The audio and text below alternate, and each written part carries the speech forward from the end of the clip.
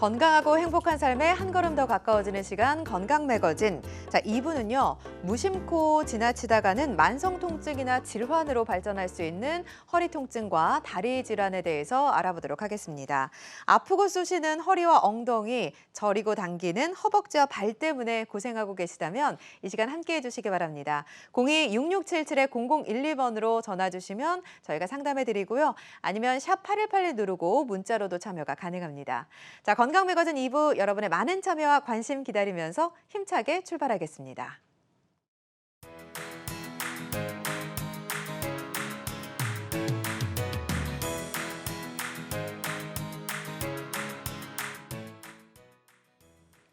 네, 척추 질환으로 병원을 찾는 환자가 매년 2에서 3%씩 증가하고 있다고 합니다. 연령대별로 보면 30대부터 많아져서 50대, 60대가 절정을 이룬다고 하죠. 자, 어르신들뿐만 아니라 젊은 층도 방치해서는 안 되는 척추 질환. 자, 이분과 함께 알아보도록 하겠습니다. 공성주 원장 나오셨네요. 원장님 안녕하세요. 안녕하세요. 네, 반갑습니다. 자, 우리나라 국민 10명 중에 8명은 생활에 지장이 있을 정도로 허리 통증을 앓는다고 합니다. 대부분 단순 통증이지만 15%가량은 전문적인 치료가 필요하다고 하는데요. 자, 화면으로 먼저 만나보시죠.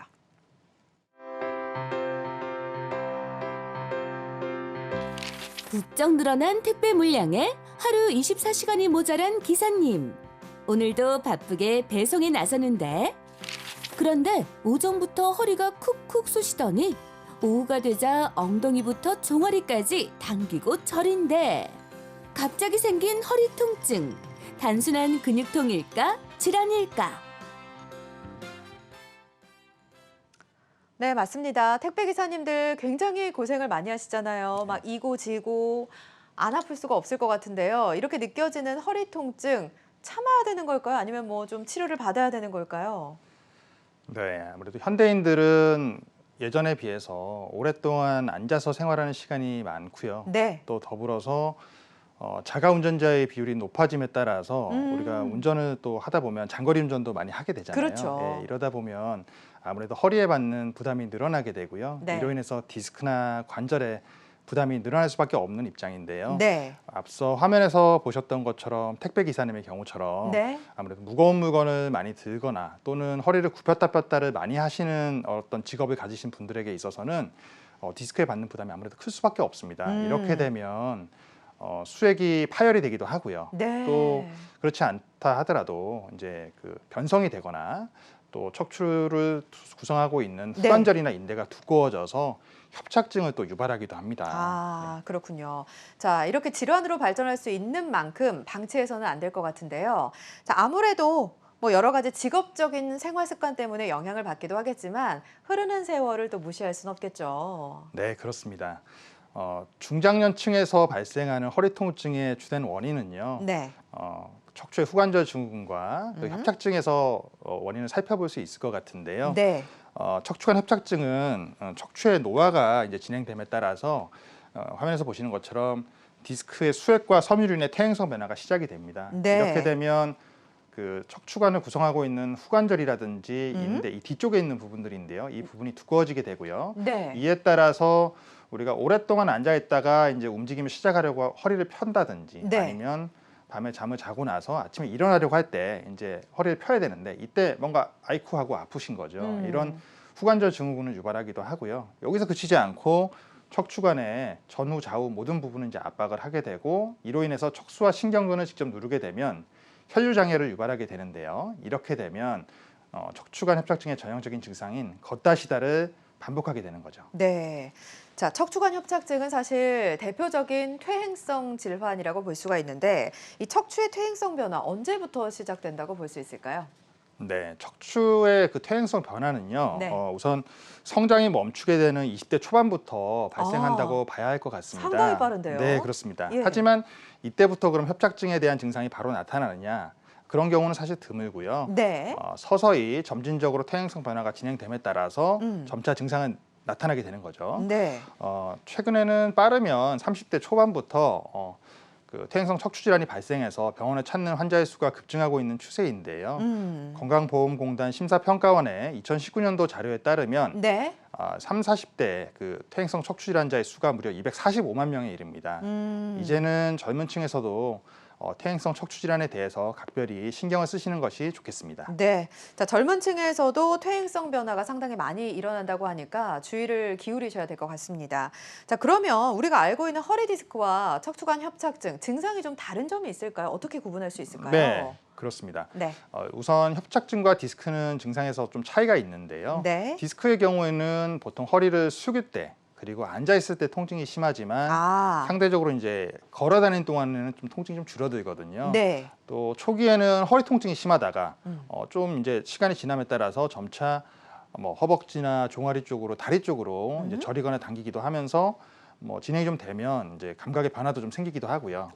또 누워서 우리가 다리를 들어 올려 보면 어느 일정 각도 이내에서 허리라든지 아니면 종아리 쪽으로 허벅지 쪽으로 네. 통증이 유발되기도 합니다. 예. 이에 비해서 이제 척추관 협착증의 증상은 화면에서 보시는 것처럼요. 네. 허리를 굽힐 때는 편안한데 이제 뒤로 젖힐 때 오히려 통증이 심해지고요. 10분 이상 걸으면 다리가 아프다라든지 또 쪼그려 앉으면 오히려 일시적으로 통증이 사라집니다. 네. 또 허벅지나 종아리 등 다리 저림이 이제 허리보다 심하고요. 네. 근데 누운 상태에서 다리에 들어올 때는 또 문제가 없어요. 이렇게 좀 차이점이 있습니다.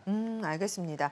자, 척추관 협착증의 증상에 대해서 살펴봤는데 사실 이 허리 통증은 너무 흔하다 보니까 뭐 괜찮겠지 뭐 이렇게 넘어가는 경우 상당히 많고요. 네. 나이가 들면 뭐 의뢰 나이 때문에 그러겠지라고 생각하면서 방치 많이 하시잖아요. 네, 그렇습니다.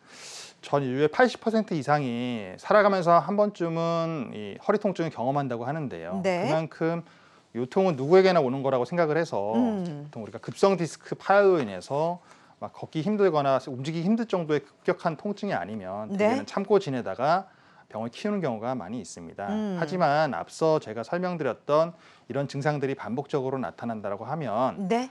정확한 진단을 통해서 현재 증상에 맞는 보존적 치료를 해보거나 네. 그렇지 않으면 수술을 하지 않다 하더라도 작은 치료로도 좋아질 수 있는 여러 가지 작은 좋은 방법들이 있기 때문에 네. 너무 미루지 마시고 우선은 진료를 받아보시는 것이 좋겠습니다. 그렇죠. 네, 척추관 협착증의 이 단계별 치료를 보시면요, 네. 이제 우리 보통 초기라고 말하는 뭐 그냥 어느 날 갑자기 허리가 좀 뻐근하고 아프다라든지 오늘 자고 날 때 갑자기 허리가 아파요 이런 분들 있잖아요. 네. 이런 경우에는 뭐 우선은 뭐 집에서 쉬어보기도 하고요. 이제 병원에 오시게 되면 소염 진통제 같은 약물을 드셔보거나 네. 아니면 물리치료, 뭐 운동치료 이런 것들을 해볼 수 있겠고요. 네.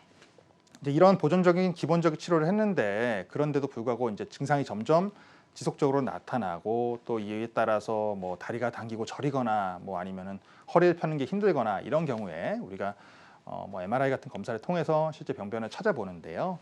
막상 봤더니 뭐 병변이 심하지 않은 경우에는 여기 있는 것처럼 재생주사 치료 같은 치료를 해볼 수도 있겠고요. 네. 신경 압박이 있는데 아직은 바로 어떤 제거를 하기는 좀 이르다 이런 경우에는 기본적인 주사 치료인 신경 차단술을 해보기도 합니다.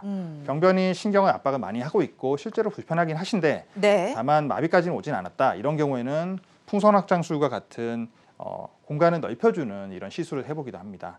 하지만 이제 초기 중기에서 나왔던 이런 치료를 했는데도 불구하고 네. 통증이 계속 지속돼서 일상생활이 힘들다거나 또는 정말 마비가 오거나 감각에 어떤 급격한 변화가 오거나 또 대소변 장애가 발생하거나 이런 경우는 응급으로 진짜 수술을 하거나 해야 되는데 그렇죠. 이런 경우에 이제 봤더니 척추가 불안정하고 굉장히 흔들린다. 이런 경우에는 어쩔 수 없이 광범위한 감압을 한 이후에 나사못을 이용해서 고정을 하는 척추 유압술을 시행해야 하지만 네. 그러지 않고 우리가 봤더니 압박된 것만 좀 해결해 주면 될 정도의 감압술만 필요하다. 이런 경우에는 예전과는 좀 다르게 척추 내시경을 통해서 감압술을 해볼 수 있는 척추 내시경 신경 감압술이라고 하는 이런 시술을 해볼 수 있습니다. 네, 알겠습니다.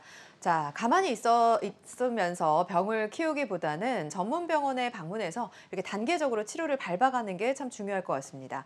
자, 공성주 원장과 척추관 협착증 비수술 치료가 우선이다라는 주제로 함께하고 있습니다. 혹시 불편한 사항이 있으시거나 척추 질환에 대한 궁금증이 있으시다면 02-6677-0012번으로 전화 주시면 저희가 또 친절하게 상담을 해드리겠습니다.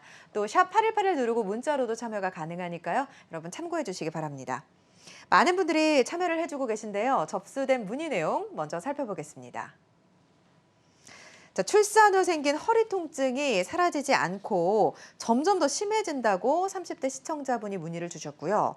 또 60대 어머님은 조금만 걸어도 다리가 저리고 허리도 아프다고 하셨어요.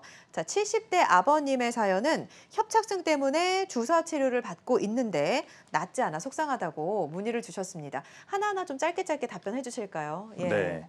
우선 이제 뭐 출산 후에 허리 통증이 발생하는 경우는 대개는 체중 증가와 좀 밀접한 관계가 있습니다. 아무래도 임신하기 전 단계에 본인의 이제 평균 체중을 가지고 계시다가 임신을 하게 되면 체중이 급격하게 많이 늘어나죠. 그와 더불어서 몸의 전반적인 컨디션의 변화가 좀 생기는데요. 그렇죠.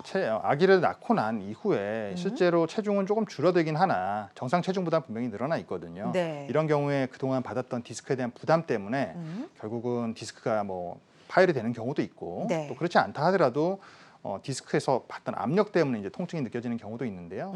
우선은 통증이 지속적으로 계속 있다, 심해지고 물리치료나 이런 일반적인 치료로 호전되지 않는다라고 하면 네. MRI를 통해서 정확한 병변을 찾아본 이후에 그에 맞춰서 치료를 받아보시는 계획을 세우는 게 좋을 것 같습니다. 맞습니다. 두 번째 사연은요, 이제 조금만 걸어도. 결국은 이제 협착증의 이제 전형적인 증상을 이제 말씀하시는 건데 네. 협착증은 어쨌든 서 있거나 걸을 때 결국은 이제 신경관이 좁아지면서 신경을 압박해서 이런 다리 증상이나 이런 허리 통증이 나타나게 되는데요. 네. 이 걷는 거리가 얼마 이내로 자꾸 줄어든다, 점차 이런 상황이라고 하면요, 우선은 정확한 진단을 먼저 해봐야 될 것 같습니다. 네. MRI 반드시 찍어보시고요. MRI. 이에 따라서 병변이 아주 심하지 않다라고 하면 아까 말씀드렸던 주사 치료부터 그 다음 단계인 간단한 신경성형술과 같은 시술적 치료, 거기서 해결이 안 될 것 같으면 척추 내시경을 통해서 우리가 감압술이라든지 이런 치료를 할 수 있으니까요. 네. 이런 단계별 치료를 다 할 수 있는 병원을 찾으셔서 치료를 먼저 받아보시는 게 좋겠습니다. 네. 자, 70대 아버님은 계속 치료를 받는데도 낫지가 네. 않는데요. 예. 이런 경우가 사실 제일 많죠. 그렇죠.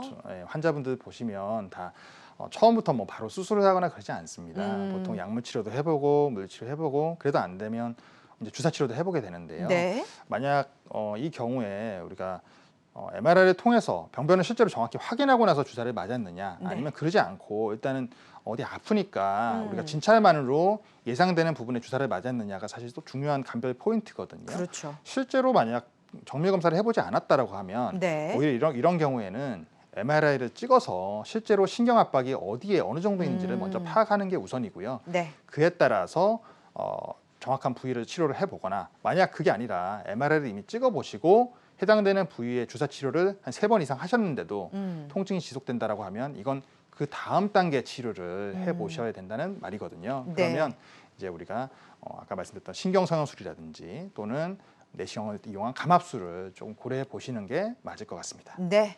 자, 단계별로 다음 단계 치료로 진행을 해보시는 것도 추천을 해드리도록 하겠습니다. 자, 원장님, 이제 많은 분들이 치료를 받으시다가 계속 나아지지 않다 보니까 좌절하게 되는 경우가 많잖아요. 네. 그래서 결국에는 수술을 해야 되는 경우도 있을 것 같은데, 연세가 많으신 경우에 허리병을 앓는 경우가 많다 보니까 수술이라는 거는 굉장히 부담스러울 것 같아요. 네, 그렇습니다. 네. 아무래도 예전에는 우리가 이제 약물 치료라든지 물리치료, 거기서 안 되면 이제 주사 치료를 통해서 어느 정도 통증을 조절하고자 이렇게 여러 번 시도를 해보지만 네. 그게 만약에 일정 시간 내에서 해결되지 않으면 그렇죠. 결국은 감압술을 하거나 또는 나사못을 이용해서 유압술을 하거나 이런 수술적인 치료를 시행했거든요. 네. 하지만 이제 최근에는 앞서 말씀드렸던 주사 치료부터 시작해서 네. 신경성형술 또 이런 비수술적인 치료를 충분히 했는데도 불구하고 계속 아프거나 아니면 신경이 계속 망가지거나 또 마비가 오거나 이런 경우에는 이제 수술적 치료를 고려하는데, 최근에는 이제 절개를 크게 하지 않고 거의 하지 않고 우리가 구멍만 뚫어서 병변만 치료할 수 있는 내시경을 이용한 감압술이 주목을 받고 있고요. 네. 그 대표적인 것이 척추 내시경 신경 감압술이라고 하는 PSLD라고 하는 치료 방법입니다. 네. 자, 화면을 통해서 좀 설명해 주실까요? 네. 조금 뭐 이름은 어렵네요. 네, 그렇습니다. 보시면 네. 척추 내시경 신경 감압술은요, 기존의 치료 수술적인 치료 방법들은 우리가 피부 절개를 조금 광범위하게 하고 피부 아래쪽에 있는 근육과 근막을 다 절개를 하고요. 아, 박리를 한 다음에 그렇죠. 미세 현미경을 통해서 화면을 보고서 우리가 뼈도 좀 갈아내고 인대도 제거하고 이런 수술을 했었거든요. 네. 하지만 최근에는 이제 내시경을 이용하게 되면 우리가 피부에 구멍만 하나 뚫는 겁니다. 1cm 미만의 피부 절개를 하고 나서 네. 통을 집어넣어서 그 속으로 내시경 카메라를 집어넣고요. 그래서 네. 좁아져 있는 부위를 우리가 확인을 하고서 그 좁아져 있는 인대를 이제 제거를 하고 나면 결국은 이제 공간이 넓어지게 되는데요. 네. 화면에서 보시는 왼쪽 사진에서 보이는 이 미세 전기 드릴이라고 하는 특수한 기구를 이용합니다. 그래서 오. 여기 보시는 지금 네. 이 드릴과 이 뼈 그리고 여기 넓게 보이는 이제 인대가 이렇게 부착되어 있는 부위인데요. 예. 우리가 인대가 뼈에 붙어 있는 이 부위를 저희가 이 드릴을 이용해서 갈아내서 틈을 만든 다음에 오. 이 인대를 제거를 하고 나면 오른쪽에 보이는 사진처럼 이게 이제 신경입니다. 예, 아주 굉장히 이쁘게 생겼죠. 이 신경 바깥쪽에 있는 신경 가지 쪽인데요. 이 네. 옆쪽으로 공간이 넓어져 있는 모습을 보실 수 있습니다. 그러면은 지금 구멍을 절개를 하지 않고 구멍을 뚫어 가지고 치료를 하는 거잖아요. 네. 아무래도 그게 수술을 통해서 절개를 하는 부위가 작다 보니까 회복하는데도 시간이 굉장히 빨리 걸릴 것 같아요. 네, 그렇습니다. 우선 이제 척추 내시경 신경 감압술은요. 대략 한 1시간 정도 시간이 소요가 되고요. 네. 치료 이후에 한 3시간 정도 이후부터는 일어나서 걸으실 수 있습니다. 네. 척추 내시경 신경 감압술은요. 아까 말씀드렸던 것처럼 피부 절개를 거의 하지 않기 때문에 네. 정상 근육과 관절을 최대한 보호할 수 있고요. 이에 따라서 합병증 발생률도 낮습니다. 또한 저희가 네. 기저질환이 있거나 만성질환이 있는 고령의 환자에서도 네. 전신 마취에 대한 부담 없이 아. 부위 마취만으로도 진행을 할 수 있고요. 네. 2, 3일 정도만 입원하고서 바로 일상생활 복귀가 가능할 수 있다는 또 장점을 가지고 있습니다. 네. 자, 고령자라든지 여러 가지 기저질환이 있어도 가능하다는 말씀해 주셨습니다. 공성주 원장과 척추 질환에 대해서 알아보고 있습니다. 시청자 한 분과 전화 연결이 되어 있다고 하니까요. 어떤 점이 불편한지 여쭤보도록 할게요. 자, 안녕하세요. 예, 여보세요. 안녕하세요. 네, 안녕하세요. 반갑습니다, 어머님. 연세가 어떻게 네네. 되실까요? 예, 나이가 68이에요. 69이에요. 네. 어머니 어떻게 불편하세요? 예, 지금 허리가 아픈지 네. 지금 한 3년 됐어요. 아이고, 3년 고생 많으셨네요. 예. 예, 그 전에 뭐를 불다가 툭 했어요. 툭 했는데, 네. 예. 근데 병원에서 그게 그때 이제 골절이라고 했었거든요. 네. 예. 그래가지고 병원에는 진짜 이러니까 여기저기 병원을 많이 다녔어요. 네. 예, 하다못해 뭐 대학병원도 갔는데, 아유, 그러셨어요. 네. 예, 갔는데 거기서는 뭐 여기가 안성이거든요. 네. 안성인데 예. 이 병원에서 차단술인가 그것도 한 3번 받았거든요. 아, 네. 네. 예, 받고 또 서울에 많이 저는 허리가 아프니까 여기저기 많이 방황을 그렇죠. 했어요. 네, 그렇죠. 네네. 했는데 예.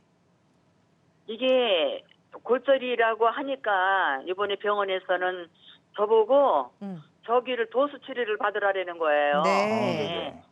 근데 도수 치료를 받으라는데 지금 생각 중이에요. 제가 어디 병원에 가야 되나 아프니까. 그럼요, 네. 그럼요. 예, 다리가 막 눌려요 저기를 다. 그래서 아침에 자고 일어나면은 네.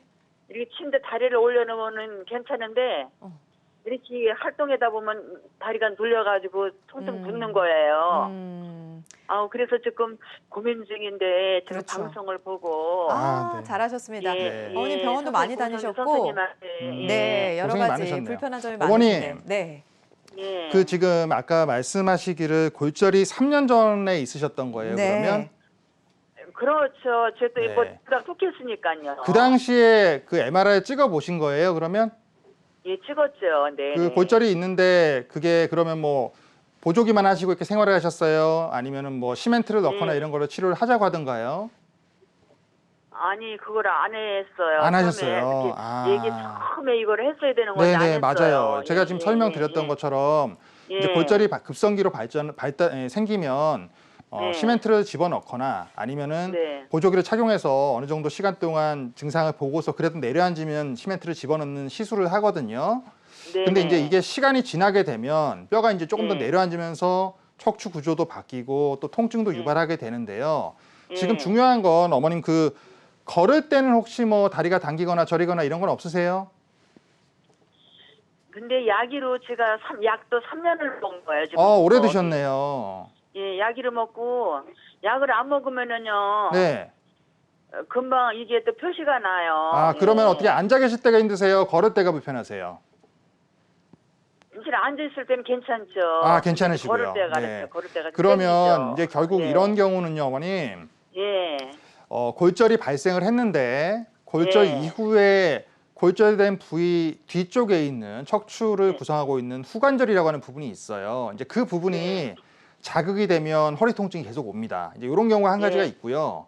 또 한 네. 가지는 뼈가 내려앉으면서 이게 이제 신경 공간을 조금 좁게 하는 협착을 유발하는 경우도 있거든요. 네. 이렇게 네. 되면 이제 통증이 말씀하신 것처럼 이제 걸을 때나 이럴 때 증상이 나타나시는데 현재 그 말씀하신 이제 도수 치료를 하거나 이런 부분들은 제가 보기엔 지금 뭐 이거를 한다고 해서 갑자기 없어지거나 이러지는 않을 것 같아요. 약은 충분히 드셨던 것 같고요. 네. 중요한 건 현재 시점에 그러면 협착이 어느 정도 진행했는지 이걸 확인하기 위해서 MRI 검사를 다시 해보실 필요가 있을 것 같습니다. 그래서 실제 협착 정도를 확인하고 나서 협착 정도가 심하지 않다라고 하면 아까 말씀드렸던 그 관절 주변에 대한 주사 치료라든지 재생 주사 치료를 좀 고려해 볼 수 있을 것 같고요. 네. 그게 아니라 협착이 진행이 돼서 만약 아프신 거다라고 하면 신경성형술과 같은 길을 좀 뚫어줘서 약물을 투여하는 시술을 해보거나 아니면 공간 압박이 심한 경우라고 하면 그 공간을 넓혀줄 수 있는 척추 내시경 신경감압술과 같은 치료를 고려해 보시는 게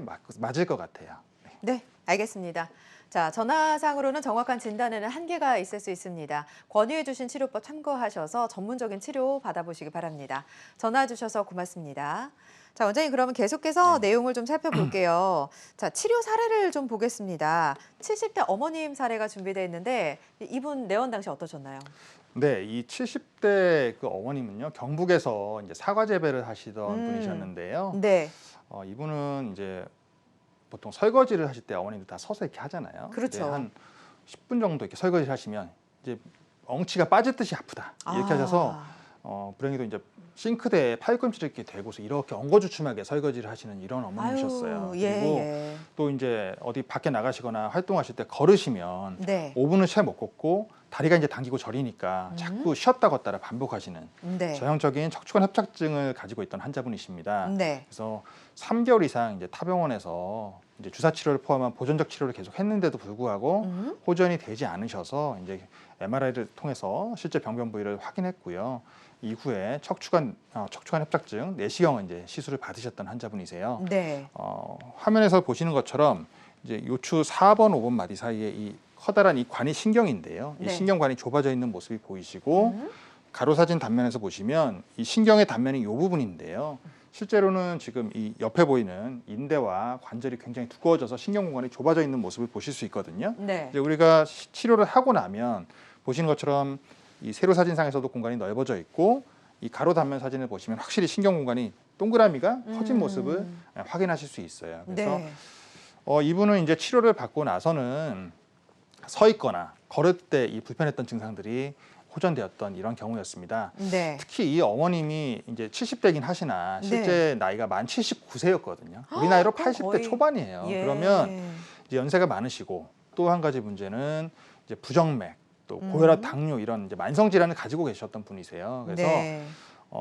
환자분도 그렇고 가족분도 그렇고 전신 마취를 하고서 우리가 수술하는 것에 대한 굉장히 부담감을 많이 가지고 계셨는데 척추 내시경 신경감압술에 대한 얘기를 들으시고는 부분 마취만으로 무사히 잘 치료를 마치셨던 경우였습니다. 알겠습니다. 자, 환자마다 치료 효과는 달라질 수 있습니다만 고령자 분이시거나 기저질환을 갖고 계신 분들은 이 내시경 신경감압술 치료 사례 보시면서 또 참고해 보셨으면 좋겠습니다.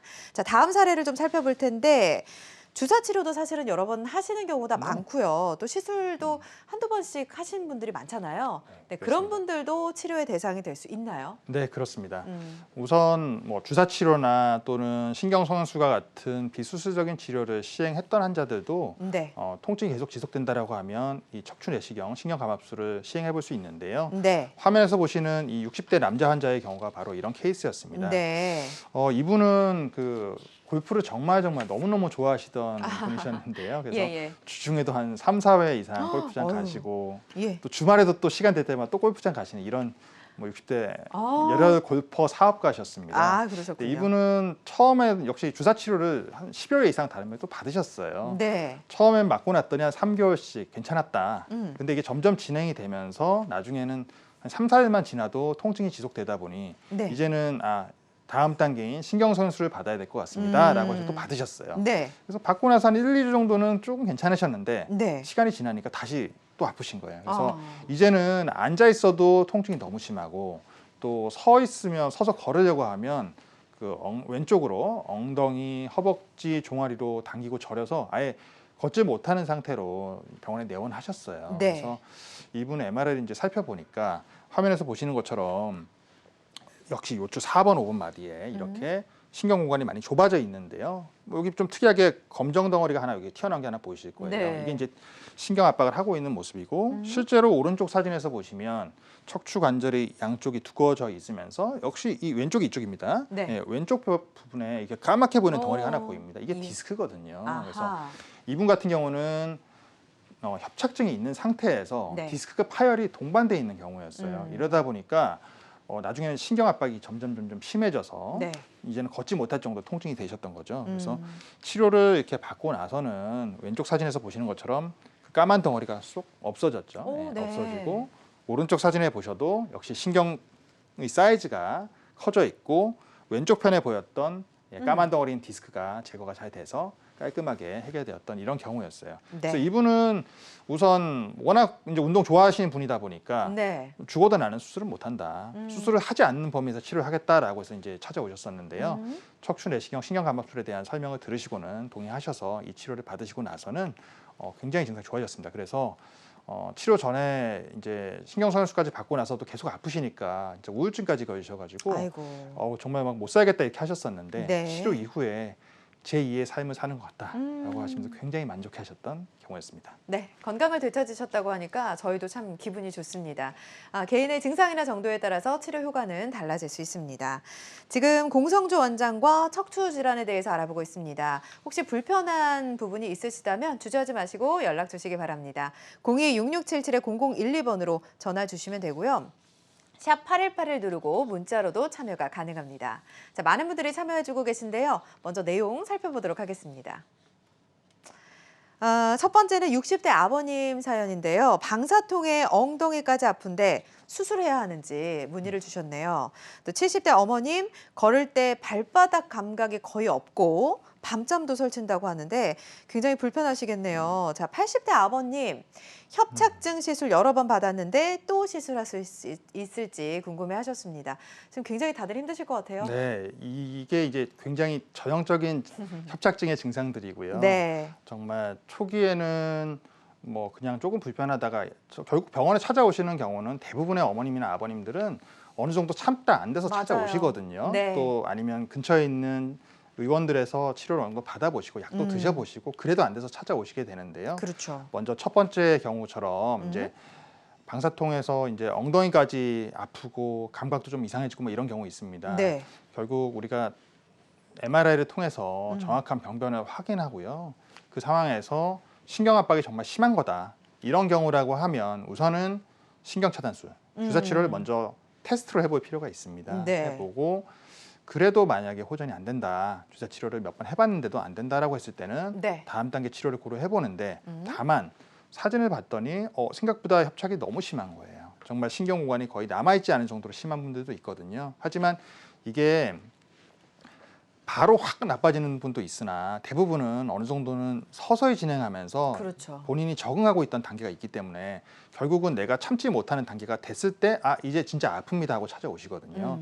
이런 경우에는 오히려 주사 치료를 사실 건너뛰고 다음 단계 치료를 해야 되는 경우도 있습니다. 네. 그래서 가장 중요한 것은 우선은 정확한 병변과 위치를 파악해 보시는 게 맞을 것 같습니다. 네네. 예, 그리고 두 번째 이제 그 78세 어머님의 경우처럼 네. 걸을 때 발바닥 감각이 거의 없고 밤을 설칠 정도라고 하면 네. 이 경우는 사실상 협착증이 진행이 좀 많이 됐을 가능성이 높습니다. 그렇죠. 네, 결국 감각 변화가 있다는 건데요. 네. 우리가 보통 처음에는 저리고 뭐 당기고 아프거나 이런 증상들이거든요. 근데 이게 이제 차츰차츰 진행이 되면 어느 순간부터는 통증은 사실 약간 좀 뭐랄까요, 그냥 만성화가 되는데 감각이 남에서 같거나 내사 같지 않고 또 둔하다 이런 표현을 쓰세요. 네. 이렇게 되고 또 더군다나 밤에 잠을 설친다고 하는 것은 협착증 아까 제가 말씀드렸지만 대부분 협착증은요.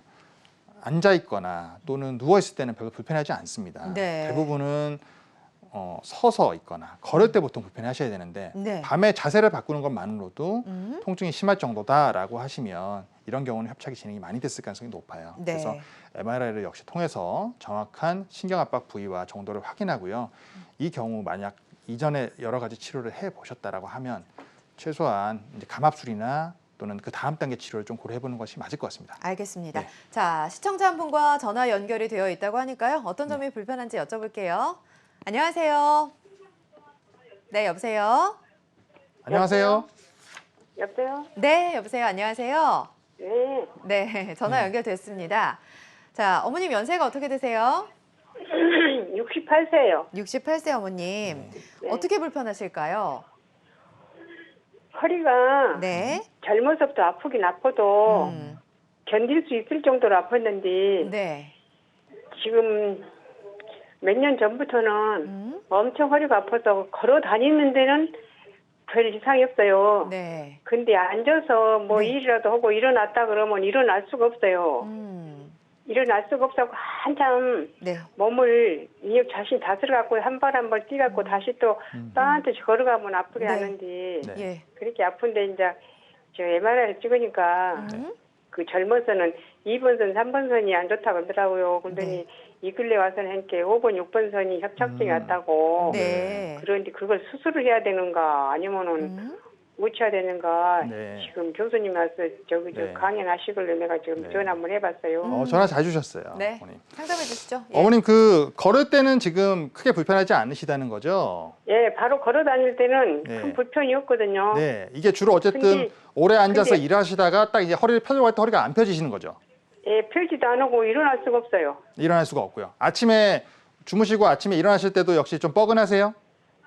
예, 뻐근하면서 허리를 아파서 못 피겠어요. 그렇죠. 예, 좀 아침 워밍업을 해주시, 좀 스트레칭을 해주고 나야 좀 편해지실 텐데요. 예, 한참 이제 스트레칭하고 이제 막 그러면 좀 이제 나은데. 풀리거든요. 네, 맞습니다. 이 경우가 이제 아까 말씀하신 것처럼 MRI 상에서 협착증이 있다고 말씀을 하셨는데 제가 네. 이제 설명드렸던 내용들을 이제 다시 말씀을 드려보면 협착증이 진행이 되면요, 결국은 이제 신경 압박과 이 증상 때문에 결국은 걷다가 쉬다를 반복하는 증상이 나타나긴 하는데 이제 어머님은 그 증상은 아직 없으신 거예요. 없고 다만 관절이 자극을 계속 받다 보니 이 관절이 이제 움직이려고 할 때 마치 문에 기름칠이 안 돼서 뻑뻑할 때 우리가 문 처음에 열려고 할 때 굉장히 힘들잖아요. 이 그런 통증이거든요. 이제 후관절이 자극을 받아서 특히 불편하신 건데 협착증이 동반돼 있는 환자분들은 대부분 관절이 좋지 않으세요. 그래서 이 경우에 무조건 수술을 또 하지는 않습니다. 이제 치료를 저희가 처음에는 관절에 대한 통증이 주로 있다라고 하면 그 관절 주변에 우리가 제가 아까 잠깐 드렸던 재생주사라고 하는 이런 주사 치료를 좀 해볼 수가 있고요. 네. 그렇지 않고 이제 협착증과 같이 이제 동반이 좀 많이 돼 있는데 음. 걷는 증상은 없고 이렇게 불편하시다 이런 경우에는 좁아져 있는 신경 공간을 조금 넓혀줄 수 있는 길을 좀 틀 수 있는 이런 신경성형술과 같은 치료를 해보실 수 있을 것 같아요. 그래서 우선은 아까 제가 처음 말씀드렸던 것처럼 주사 치료 그리고 신경성형술 조금 더 진행되면은 신경감압술을 내시경으로 이제 할 수 있는데 이런 단계별 치료를 할 수 있는 병원들을 찾으셔서 진료를 한번 받아보셨으면 좋을 것 같습니다. 네. 자, 알겠습니다. 자, 단계적인 치료가 중요하다라는 말씀해 주셨습니다. 전화 주셔서 고맙습니다. 자, 지금 시청자 한 분과 전화 연결이 또 돼 있으니까요. 받아보도록 할게요. 여보세요? 여보세요? 네, 안녕하세요. 반갑습니다. 네. 네. 자, 어머님 연세가 어떻게 되세요? 예, 57세예요. 57세. 젊으세요. 근데 허리가 많이 불편하세요? 예, 제가 네. 좀 한 6개월 전부터 네. 예. 아파서 갑자기 이제 일을 하다가 해갖고 네. 디스크가 터졌어요. 아, 예. 네네. 5번, 6번 사이에. 네네. 네네. 예, 그래갖고 제가 조형물 였는 수술을 했어요. 아, 네네. 예, 그랬는데 이제 염증이 생겨갖고 아, 네네. 예, 조형물을 빼고 네. 예, 빼고 그거 했는데 지금 수술한 지가 4개월이 지났거든요. 네. 네. 예, 그 아직도 염증이 좀 있을 때도 있고 또 사그라질 때도 있고 아, 근데 네. 병원에서는 6개월 정도에서 네. 1년 간다 하더라고요. 이 네네. 염증이. 네. 그래서 이제 제가 좀 앉아 있거나 네. 예, 좀 많이 걷거나 이러면은 굉장히 아프거든요. 아직 네. 다리가 통증이 있고. 네네. 그래서 교수님한테 여쭤보려고요. 네. 네, 어머니 고생을 굉장히 많이 하셨을 것 같아요. 이게 척추의 염증이 사실 굉장히 큰 문제거든요. 네. 저희가 일반적으로 뭐 어디 피부에 조그마한 종기 난 거랑은 좀 달라서요. 척추에 염증이 생기면 신경을 굉장히 많이 괴롭힙니다. 많이 네. 유착도 많이 일어나고요. 그렇죠. 그래서 디스크가 파열됐을 때 수술을 하셨는데 이게 하필이면 외부에서 이제 외부에 있는 물질을 넣어주는 보형물이라고 말씀하셨던 그 인공뼈를 넣어서 수술을 하게 되는데 이런 부분들이 이제 감염이 되게 되면요. 균들이 그 우리 생체 몸 속에 있는 장기나 이런 조직들에는 항생제가 잘 듣는데요. 외부에서 넣어준 물질이 일종의 방어막이 돼요. 그러면 균들이 붙어서 안 죽거든요. 그때. 그래서 어쩔 수 없이 계속 염증 반응이 일어나면 그 제거하는 수술을 하게 되고 또 기다립니다. 말씀하셨던 것처럼 수개월에 걸쳐서 우리가 염증 검사를 계속 피 검사를 하고 또 필요하면은 중간에 MRI나 검사를 통해서 염증이 좀 가라앉았는지 아니면 여전히 있는지를 보게 되는데요. 지금 상황에서는 유압수를 만약에 이제 받으신 상황인데 그 제거를 했잖아요. 결국은 마디가 완전하게 붙어 있거나 그럴 수가 없어요. 제거가 돼 있으니까요. 네. 하지만 이제 어느 일정 시간이 되면 다시 그 부분들을 치료를 하긴 해야 되는데 우선은 보통 일반적인 환자들이 아프다라고 하면 저희가 뭐 신경 차단술이라든지 성형수가 같은 이런 약물을 넣어주거나 하는 치료를 할 수 있는데 염증은 그런 치료를 적극적으로 하기가 좀 어렵습니다. 일단 염증이 확실하게 가라앉고 사진상에서도 아무 문제가 없고 그리고 뭐 등이 뭐 열이 나거나 열감이 있거나 또는 뭐 부어 있거나 이런 것들 다 해결될 때까지는 사실 기다려야 되거든요. 네. 그 시간이 굉장히 어머님한테 힘드세요. 힘든 그렇죠. 건 맞는데 하지만 우리가 충분하게 약을 써서 쉽게 하면 균을 말린다라고 표현하거든요. 그런 상태가 될 때까지는 기다리셔야 돼요. 기다리시고 그동안 불편한 것들에 대해서는 우리가 물리치료라든지 이런 재활치료를 통해서 어느 정도를 조금 적응을 하고 계시다가 이후에 완전하게 이제 정말 이 염증 기운은 전혀 없습니다. 이게 보통 몇 달 지나면 이제 평가를 하게 돼 있는데 네. 그런 상황이 됐다라고 하면 그때 이제 우리가 좀 다음 단계 치료를 좀 해볼 수 있어요. 그래서 굉장히 힘드시겠지만 우선은 약물 치료를 통해서 충분하게 염증 수치가 이제는 더 이상 정상이고 염증 기운이 없습니다 할 때까지는 조금 기다리시긴 하셔야 될 것 같아요. 네. 알겠습니다. 자, 염증 반응이 없어질 때까지 기다리는 건 좀 필수적이라고 하네요. 많이 힘드시겠지만 4개월 동안 잘 참아내셨으니까 조금만 더 힘을 내셨으면 좋겠습니다. 전화 주셔서 고맙습니다. 자, 원장님 이제 내시경 신경감압술 치료법에 대해서 알아보고 있었으니까요. 자, 이쯤 돼서 어떤 분들이 이 치료의 대상이 될 수 있는지 정리를 한번 해보죠. 네. 척추 내시경 신경감압술을 이제 우리가 고려해 볼 수 있는 환자는요. 네. 화면에서 보시는 것처럼 보존적 치료에도 반응하지 않는 환자라든지 네. 하지 방사통으로 걷다 시다를 반복하는 환자, 또 음. 난치성 디스크가 있거나 협착증이 있는 환자, 그리고 발가락이나 발목에 마비 증상이 있는 환자에게서 치료를 받으시면 도움이 될 것 같습니다. 네. 자, 그럼 계속해서 치료 사례를 연결해서 알아보도록 하겠습니다. 자, 이분은 40대인데 확실히 이렇게 젊으신 분들도 퇴행성 변화로 좀 힘들어 하시는 분들이 있으신가 봐요. 네. 이분 같은 경우는 이제 채소 가게를 운영하시던 40대 그 젊은 40대. 남자 사장님이셨어요. 40대 오. 초반이셨어요, 심지어. 네. 근데 아무래도 식자재를 직접 나르고 운반하고 이런 일을 같이 하시다 보니까 늘 허리를 펼 때 허리가 좀 뻐근하고 잘 안 펴진다 이런 얘기 하시고 또 서 있을 때 엉덩이부터 시작해서 양쪽으로 허벅지, 종아리로 당기고 저리다. 근데 발등의 감각이 조금 어느 순간부터 둔하고 발바닥의 느낌이 모래바닥 딛는 느낌처럼 뭐 자갈바닥 이상한 느낌이 난다 이렇게 해서 오셨어요. 네네. 근데 환자분 본인도 이제 40대 초반이니까 뭐 디스크가 좀 안 좋겠지 이렇게 해서 오셨어요. 그렇죠. 근데 MRI 검사를 이제 시행해 보니까 화면에서 보시는 것처럼 협착증이 상당히 진행되어 있는 이런 경우였습니다. 네. 역시 요추 4번, 5번 마디 그리고 아래쪽에 있는 요추 5번, 꼬리뼈 1번 마디 사이에 이제 신경 압박이 좀 있으셨었고요. 특히 4, 5번 마디에 이 가로 단면상에서 보시면 인대와 관절이 굉장히 두꺼워져서 신경 공간이 이렇게 세모 모양으로 굉장히 좁아져 있는 모습을 보실 수 있어요. 그래서 이분도 척추 내시경 신경 감압술을 결국 시행을 받으셨고요. 치료 이후에는 보시는 것처럼 신경 공간이 굉장히 넓어져 있고 역시 가로 사진에서 보시면 이렇게 신경 사이즈가 원래 이렇게 컸던 거예요. 근데 워낙 압박이 심하니까 이렇게 웅크리고 있다가 이제 치료가 되고 나니까 이렇게 펴진 거죠. 네, 그래서 이렇게 된 상태셨고 이분 같은 경우는 이제 나이가 상대적으로 젊으셨기 때문에 그렇죠. 치료에 대한 예후가 좀 좋으셔서요. 통증도 좋아지시고 아까 말씀드렸던 그 이상한 다리 감각 이 증상까지도 다 호전되는 좋은 예후를 보이셨던 경우였습니다. 네, 알겠습니다. 환자마다 치료 효과는 달라질 수 있습니다. 자, 공성주 원장과 척추관 협착증, 비수술 치료가 우선이다라는 주제로 함께하고 있습니다. 병원에 가시기 전에 궁금한 사항이 있다면 02-6677-0012번으로 함께해 주실 수 있습니다. 또 샵 8181 누르고 문자로도 참여가 가능합니다. 자, 시청자 한 분과 전화 연결이 되어 있을까요? 네, 알겠습니다. 잠시 후에 연결해 보도록 하겠습니다. 자, 먼저 그러면 내용을 좀 살펴보도록 할 텐데요.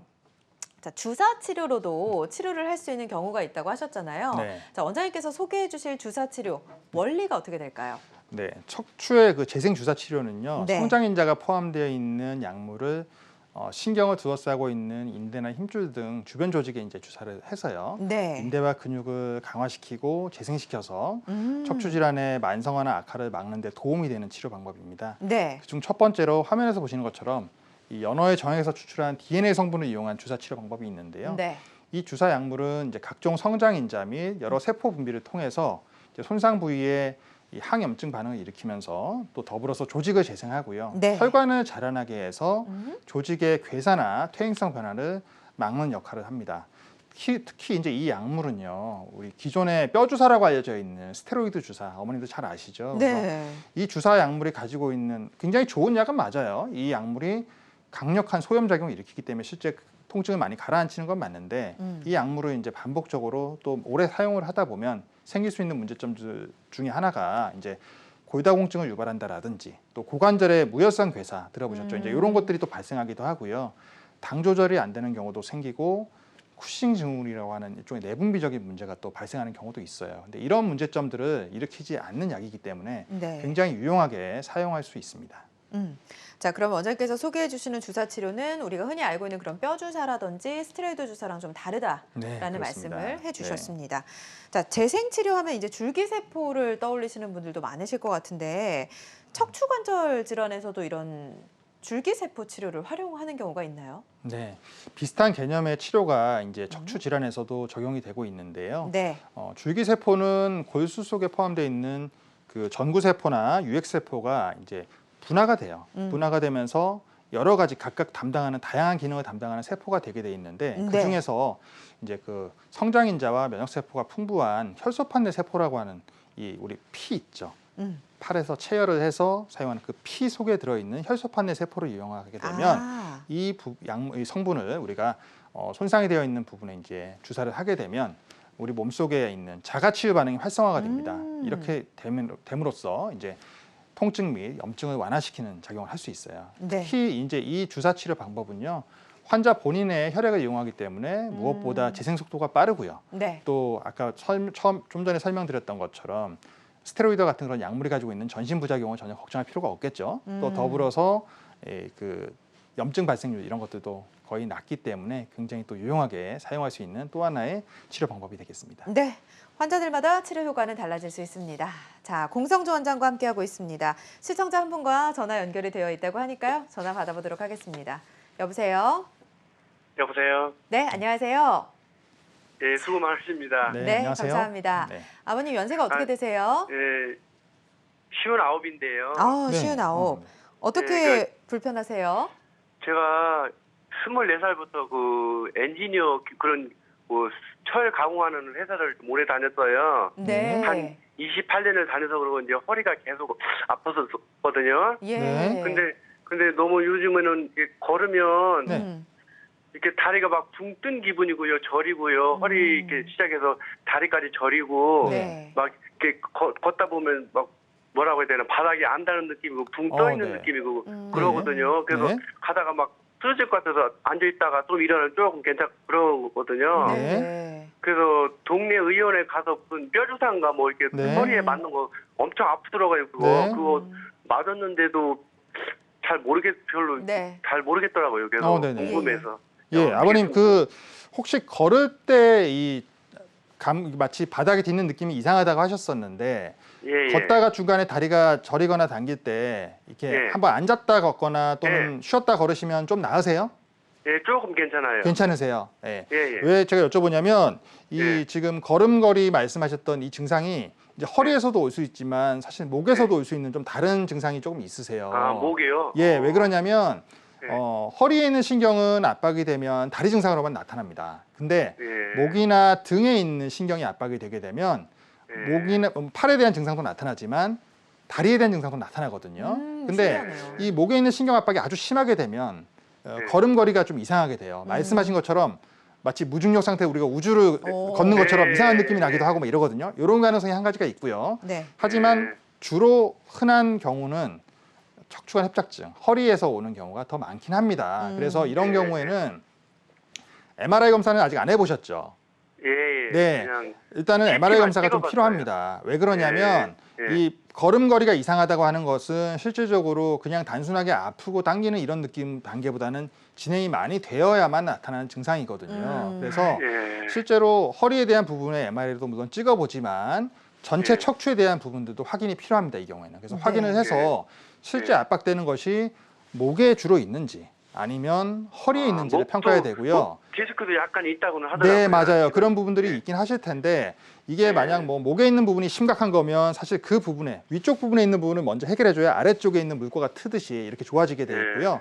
그게 아니라 기존의 그 일반적인 방법들처럼 일반적인 경우처럼 허리에서 압박이 심하셔서 협착증으로 인해서 이렇게 증상이 나타나시는 거라고 하면 아래쪽에 신경 압박되는 부분을 해결해주면 좋아지실 거예요. 다만 지금 이 감각이 이상이 올 정도라고 하면 제가 아까 네. 설명 잠깐 드렸는데 어느 정도는 협착이 좀 진행이 좀 꽤 됐을 가능성이 높습니다. 이런 경우에는 단순하게 주사만 맞고 갑자기 이 걸음걸이의 변화가 좋아지거나 이러기는 조금 힘들어요. 네. 네, 힘들고 없어요.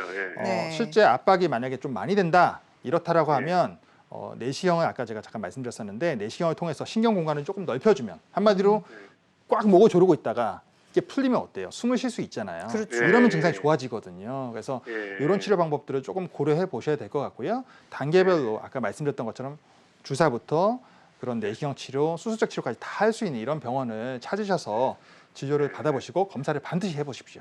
네. 그러면 그 통증 전문 병원을 가야 되나요? 통증이 아니고요. 통증 자체를 조절도 할 수 있지만 치료까지 가능한, 쉽게 하면 주사만 놔줄 수 있는 게 아니라 시술뿐만 아니라 마지막 단계인 수술까지도 할 수 있는 병원으로 오셔야 이 문제는 해결이 될 거예요. 네. 자, 알겠습니다. 자, 59세 젊으신 분이시니까요. 서둘러서 검사를 하시고 치료를 받아보셨으면 좋겠습니다. 아무래도 이제 주사 치료 받으셨으니까 내시경을 통한 뭐 신경 차단술이라든지 신경 감압술 이런 거 고려해 보셨으면 좋겠네요. 자, 전화 주셔서 고맙습니다. 다음 전화도 연결돼 있습니다. 받아볼게요. 안녕하세요. 네, 자, 안녕하세요. 생방송으로 진행이 되고 있는데요. 전화 상태가 고르지 못합니다. 다시 한번 또 나중에 연결을 해 보도록 하겠습니다. 자, 원장님 지금 우리가 여러 가지를 알아봤습니다. 주사 치료도 알아봤고 내시경 신경 감압술도 알아봤는데 신경 차단술에 대한 이야기도 언급을 해주셨는데 간단하게 알아볼까요? 네, 신경 차단술 우리 아주 흔하게 이제 치료하는 주사 방법인데요. 네. 보통 디스크가 있거나 협착증이 있는 경우에 신경근이라든지 아니면은 척추 후관절 쪽에 이제 병변 부위의 위치를 확인하고서 우리가 네. 주사를 놔서 예. 통증을 결국 가라앉히는 염증 반응을 가라앉히는 아주 간단한 주사 치료 방법이 되겠습니다. 음. 외래에서 우리가 실제로 병변 부위를 이제 위치를 이렇게 실시간 영상 장치를 통해서 주사 놔줄 위치를 확인하고요. 네. 약물을 투여하게 되면 뭐 약 5분 정도 시간이 소요가 되고요. 병변이 이렇게 아주 심한 게 아니라고 하면 이런 주사 치료만으로도 보통 많이 좋아지시거든요. 근데 이런 주사 치료를 실제 병변 위치를 확인하고 주사를 한 3번 정도 맞으셨는데도 증상 호전이 별로 없다.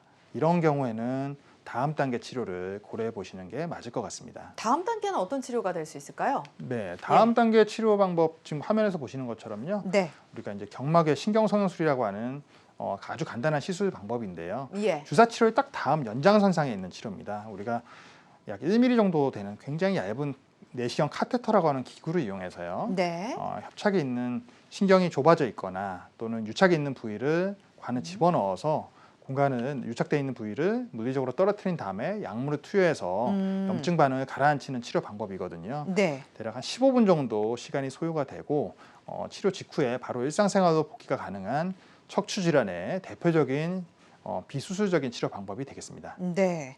자, 경막의 신경 성형술까지 알아봤는데요. 또 다른 치료법이 있을까요, 원장님? 네, 저희가 이제 결국 그 신경 성형술이라고 하는 치료를 하는 이유가 신경 공간을 이제 우리가 유착되어 있는 공간을 좀 확보하기 위해서 하는 치료 방법인데요. 네. 일단 기본적으로 아까 말씀드렸던 신경 차단술의 경우에는 네.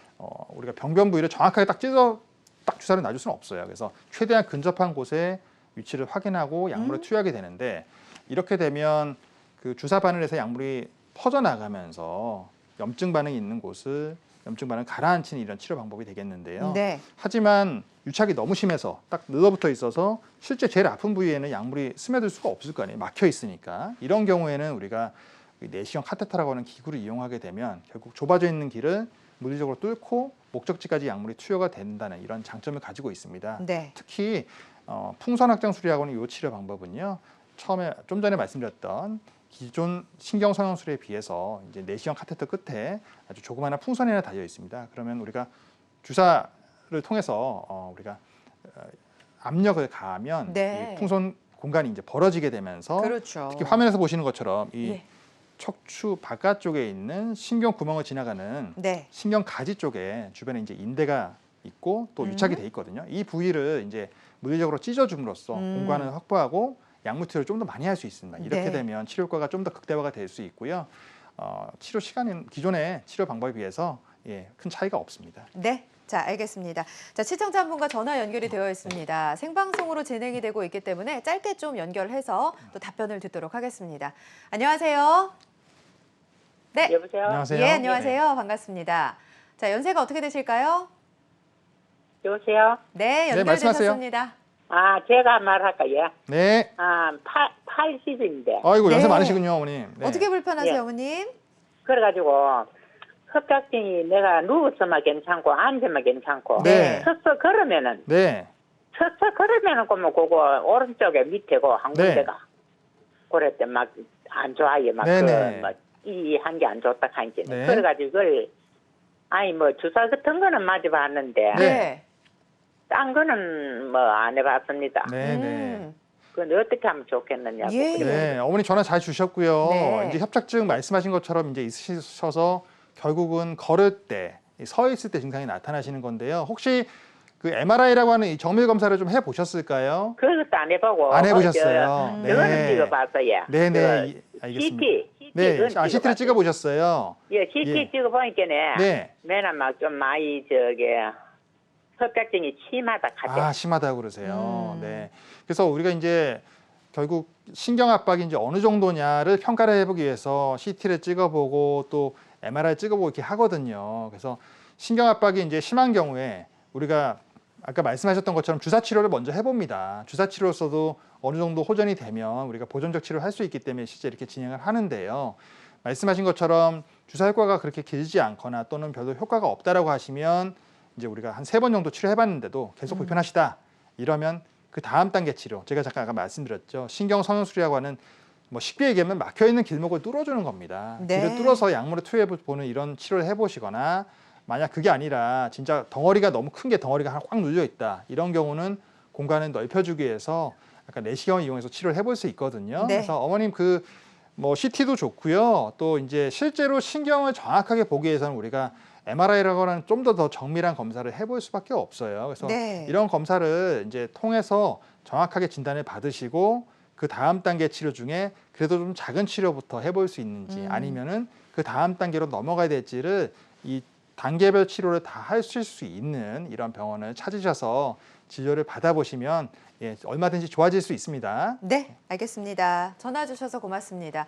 원장님, 저희 시간 관계상 짧게 답변 부탁드릴게요. 네. 주의사항 좀 전해주시죠. 네, 네. 그렇습니다.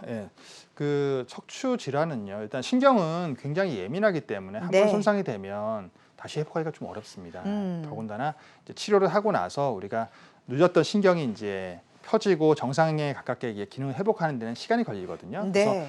아까 말씀드렸던 뭐 시술이라든지 아니면 수술적 치료를 아무리 잘한다 하더라도 그것으로서 치료가 모든 게 끝나는 게 아니고요. 그렇죠. 치료 이후에도 충분한 재활 치료라든지 또 필요하면 추가적인 주사 치료를 통해서 시술 전보다 좀 더 세심한 관리를 해주셔야 보다 좋은 예후를 기대할 수 있습니다. 네. 또 한 가지 네, 신경통성 통증이라고 해서요. 아까 말씀 잠깐 하셨죠. 환자분들이 감각 변화가 생기는 이상한 느낌 있잖아요. 이거 상당히 진행이 많이 된 겁니다. 네. 이 경우가 만약에 지속된 시간이 길다라고 하면 우리가 수술을 하더라도 후유증이 남을 수 있는 확률이 높기 때문에 이 증상이 오래됐다라고 하면 치료 시기를 너무 늦추지 않는 것이 예후면서 좋다는 점을 잊지 않으셨으면 좋겠습니다. 알겠습니다.